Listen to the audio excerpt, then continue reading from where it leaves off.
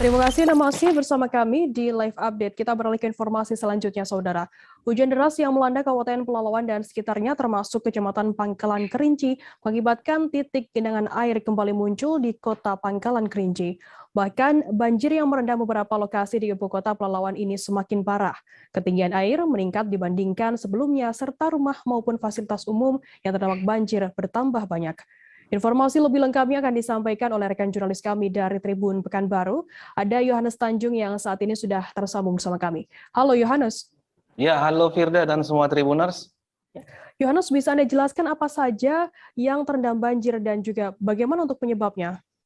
Baik, hujan deras yang melanda Pangkalan Kerinci dan kota dan Kabupaten Pelalawan selama 2 pekan ini mengakibatkan beberapa titik banjir atau genangan air khususnya di Kota Pangkalan Kerinci, seperti menggenangi oleh beberapa ruas jalan dan menjadi akses utama masyarakat seperti Jalan Lintas Timur, jalan perkantoran, komplek-komplek perkantoran pemerintah serta beberapa perumahan maupun permukiman, bahkan bangunan sekolah dan bangunan fasilitas umum lainnya juga ikut terendam.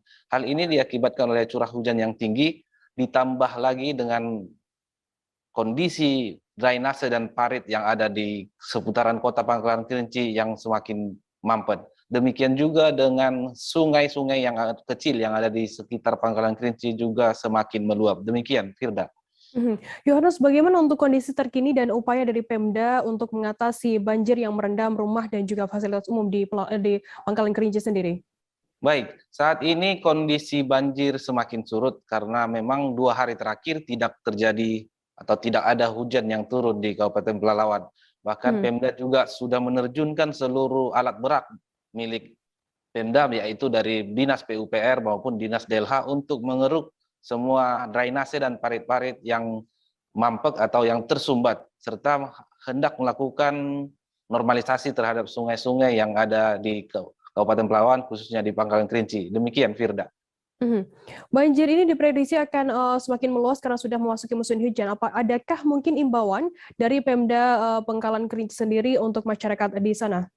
Baik, setiap hari tim dari Pemda Pelalawan melakukan pemantauan dan juga menindaklanjuti lokasi-lokasi banjir yang ada di Kabupaten Pelalawan, khususnya di Pangkalan Kerinci. Bahkan Pemda juga mengimbau kepada seluruh masyarakat untuk bekerja sama dengan pemerintah dalam menanggulangi banjir, seperti melakukan gotong royong di area permukiman, serta tidak membuang sampah ke daerah atau ke aliran sungai yang mengakibatkan banjir. Termasuk juga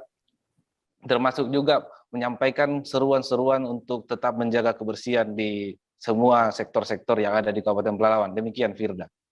Baik, terima kasih rekan jurnalis dari Tribun Pekanbaru, Yohanes Tanjung, atas laporan Anda. Selamat bertugas kembali.